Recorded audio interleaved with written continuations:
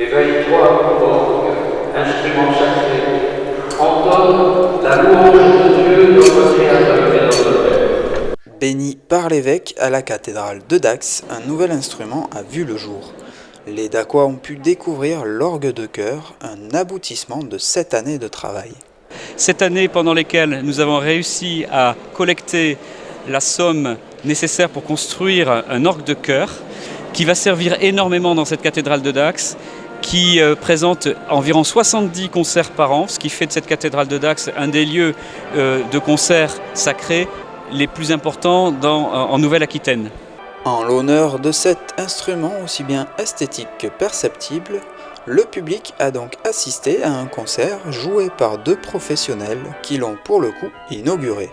Ah ben on se dit qu'il y a un moment historique pour soi organiste, pour un facteur qui entend l'instrument dans l'établissement, dans l'église pour lequel il l'a prévu, et je crois aussi pour, et ce soir on l'a vérifié, pour un public très large qui pour une bonne partie s'est aussi associé à cette attente longue. Et on voit que c'est le résultat de cette attente et de le faire sonner. Ça, c'est vrai que c'est impressionnant de se dire que c'est par ses doigts et ses pieds que le public a entendu pour la première fois cet instrument, en tout cas dans un contexte de récital et de concert. L'orgue s'accorde parfaitement avec les choristes, mais principalement avec son grand frère. L'orgue principal, c'est le grand orgue, et il était donc tenu par Christophe, qui est l'organiste titulaire et qui, à ce titre, a la responsabilité du suivi des 2 instruments maintenant. Mais effectivement, nous nous retrouvons avec l'orgue de chœur l'usage d'un dialogue dans les célébrations à 2 orgues, à savoir le grand orgue pour les parties d'assemblée, les refrains, disons rapidement, et des couplets ou des versets assurés par l'ensemble vocal, des solistes ou un prêtre qui préside la célébration. Et par rapport à le côté vaste de la cathédrale, même si elle n'est pas immense, mais enfin, cet orgue-là est vraiment un appoint sonore par rapport à ce qui se passe dans le chœur ou derrière le chœur.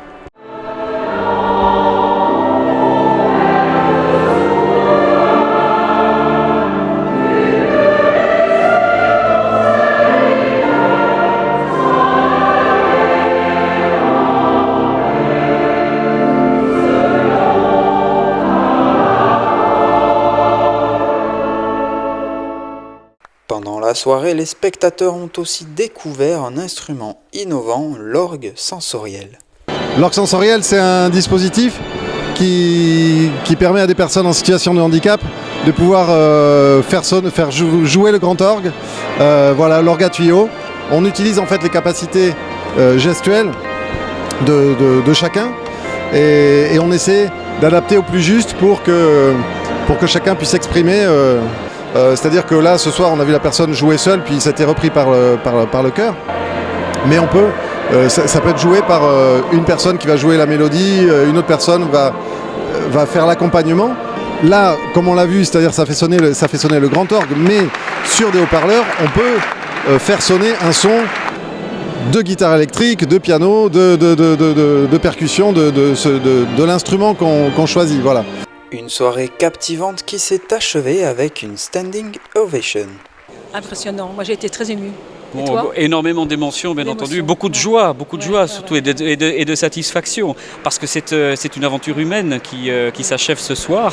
Une autre aventure qui commencera demain, bien entendu, puisqu'on n'est pas à bout de projets, bien sûr, et notamment, pourquoi pas, des créations de concertos pour orgue qui sont très rares en France en ce moment.